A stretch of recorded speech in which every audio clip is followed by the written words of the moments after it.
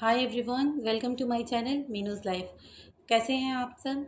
मैं बहुत अच्छी हूँ। आप लोगों के प्यार और सपोर्ट मुझे बहुत मिला, भर भर के मिला। उसके लिए thank you so much friends और फैमिली। आप सभी फ्रेंड्स और मेरी फैमिली, मेरी वाइटी फैमिली, सभी के सपोर्ट से मैं कोविड पॉजिटिव से नेगेटिव आ चुकी हूँ। ये तो आप लोगों को पता है, मैंने वीडियो शेयर किया था।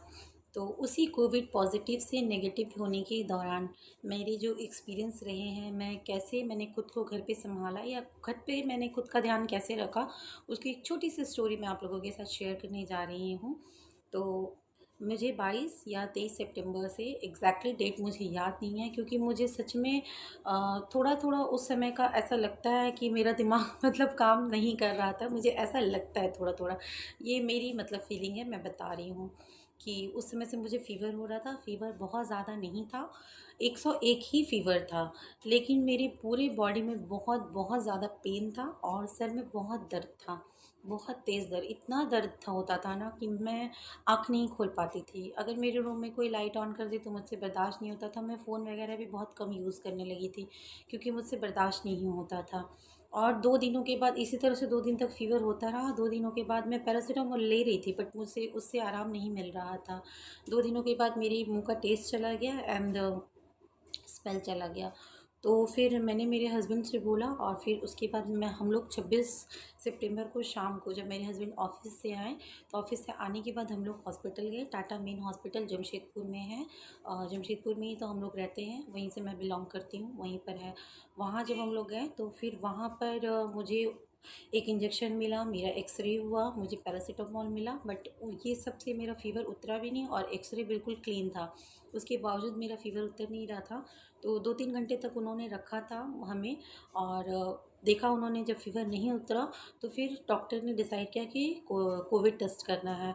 तो फिर उन्होंने कोविड टेस्ट किया। सिंपल मेरा रैपिड टेस्ट हुआ था। रैपिड टेस्ट एक लंबी सी, इतनी लंबी सी सिलाई होती है, ऊपर में आगे में कॉटन लगा होता है। तो ये मेरे बाएं नाक में उन्होंने यहाँ तक करीब लेकर वो लगाए थे, और लेकर आकर फिर वो प्रेगनेंसी चेकअप किट जैसा होता है ना, बिल्कुल वैसे ही होता है।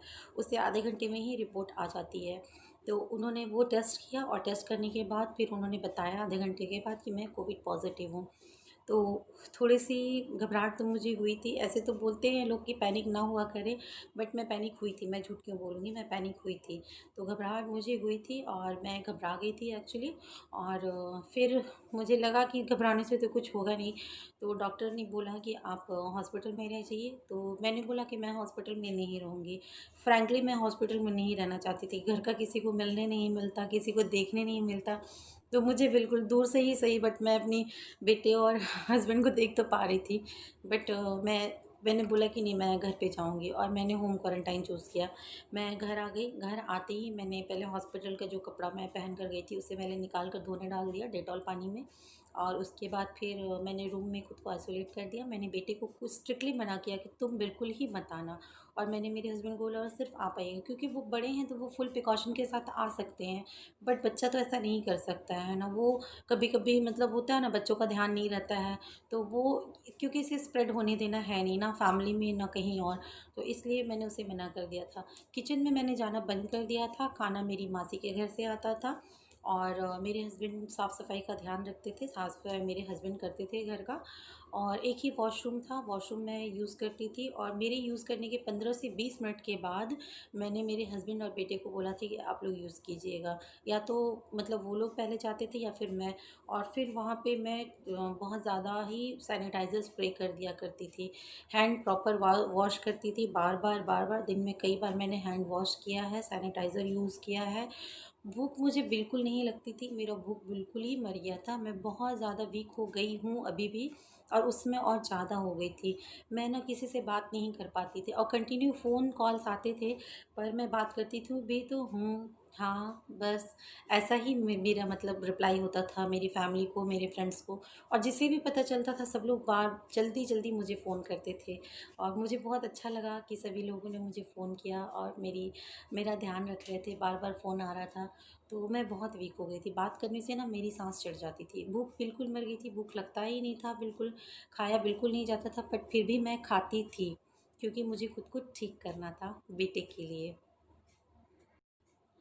क्योंकि मुझे खुद को ठीक करना था मेरे बेटे के लिए, तो इसलिए मैं खाती थी। क्यों दिन में एक बार ही मैं खा पाती थी, मैं खाना नहीं खा पाती थी। मैं सच बताऊँ तो मैं खाना नहीं खा पाती थी, बट मैं फ्रूट्स लेती थी, गर्म पानी, काढ़ा और दूध, हल्दी वगैरह ये सब मैं लेती थी।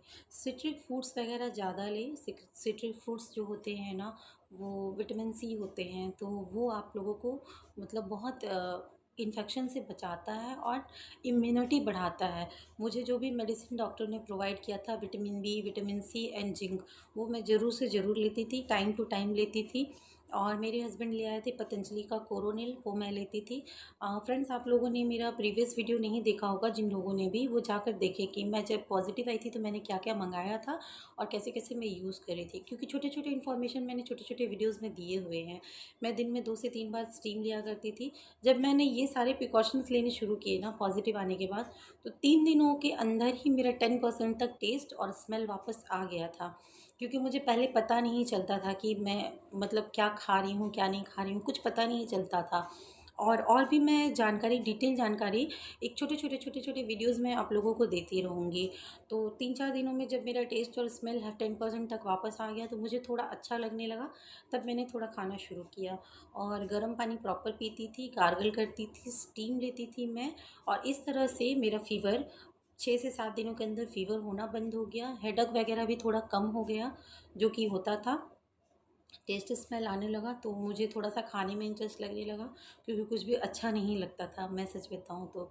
शहद और नींबू पानी भी मैं लेती थी, ताकि मुझे अच्छे से खाना डाइजेस्ट हो सके और जो भी मुझे भूख लग सके, गैस एसिडिटी वगैरह ना हो।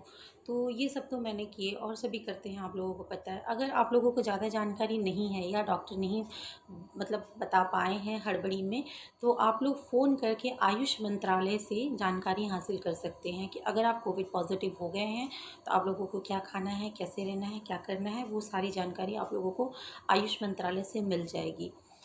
और मैं कुछ चीज़ें बताना चाहूँगी, कुछ चीज़ें बोलना चाहूँगी। अगर आपको सिंपल फ्लू भी होता है ना, तो भी आप समझिए कि आप लोगों को, आपको अपनी फैमिली से दूर ही रहना है। अगर 4-5 दिनों से ज़्यादा फ्लू रह रहा है, टेस्ट स्मेल चला जा रहा है, बहुत वीकनेस लग रही है, भूख नहीं लग रहा है, तो ज़रूर से ज़रूर जाकर एक बार कोविड टेस्ट करा लें। अगर फ़ीवर वगैरह हो रहा है, तो जो लोग भी मतलब भाई बहन या जो भी है अल्कोहल वगैरह लेते हैं या स्मोक करते हैं, तो वो सब कुछ तुरंत बंद कर दें एंड तुरंत खुद को आइसोलेट कर लें एंड अपना ध्यान रखिए, क्योंकि अपनी फैमिली को बचाना है। तो मैं मेरे अंदर यही जज़्बा था कि मुझे किसी भी तरह से फ़र्स्ट टेस्ट में ही नेगेटिव होना है, और वो इसलिए होना था अपने बेटे और फैमिली के लिए, ख़ास तौर से मुझे होना था। इसलिए मेरी इच्छा नहीं रहती थी खाने की, तो भी मैं खाती थी।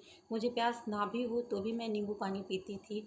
मेरा मन बिल्कुल नहीं करता था फ्रूट्स देखकर कि मैं खाऊं। ऐसे भी मैं बहुत ज़्यादा फ्रूट्स मैं खाती नहीं हूँ, लेकिन फिर भी मैं खाती थी क्योंकि मुझे ठीक होना था।